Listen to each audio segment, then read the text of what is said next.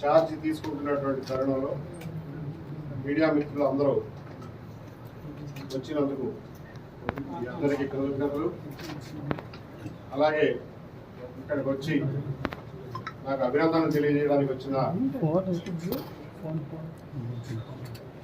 పురజనులు, స్నేహితులు, శ్రేయోభిలాషులు అందరికీ నా కృతజ్ఞత తెలియజేసుకుంటాను. ఈరోజు నా పదవి విరమణ రోజు కూడా. అదే రోజున పోస్టింగ్ ఆర్డర్స్ తీసుకుని ఉదయం పదవి స్వీకరణ చేసి మధ్యాహ్నం పదవి విరమణ చేసేటటువంటి పరిస్థితి కలిగింది.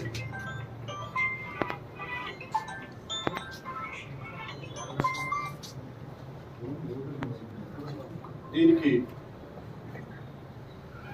కారణాలు ఏమైనా